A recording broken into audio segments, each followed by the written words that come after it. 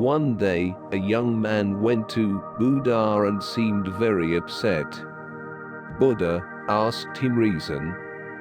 The young man told him that his father has died, and he wants to perform best afterlife rituals for his father. And despite of his father's good or bad actions in his life, he wants his father's soul to go to heaven. He said, I could have gone to any ordinary priest, but I have come to you with this request. I want you to perform afterlife ritual for him, so that in his afterlife he can gain entry to heaven and permanently resides there. Buddha listened to man and said, Go to market and buy 2 earthen pots. Also bring some butter and some pebbles to fill in the pot. The young man went to market and bought them, thinking that this was for ritual. Then young man filled one pot with butter and another with pebbles and sealed them. Buddha then told him to put them in a nearby pond.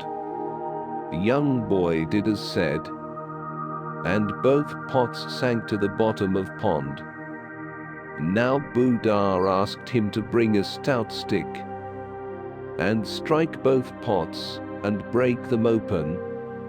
He did so, thinking that now the Buddha would perform a wonderful ritual for his father. As young man hit pots and break them open, the butter escaped from first and floated to the surface, whereas stones from other pots settled at bottom. Buddha said, I have done this much.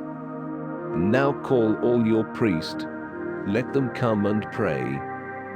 O pebbles, rise to the surface. O butter, sink to bottom. The young man replied, Are you joking? How is it possible? It is against law of nature. Pebbles are heavier than water, they are bound to stay down. Can't float, whereas butter is lighter than water, it is bound to float, cannot go down. Buddha replied, Young man, you know so much about nature, yet you do not want to understand the law that is applicable to one and all.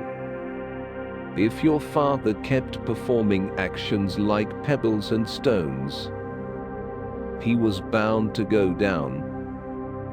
Then no one can pull him up, and if he kept performing actions which are lighter than butter, right, he is bound to go up.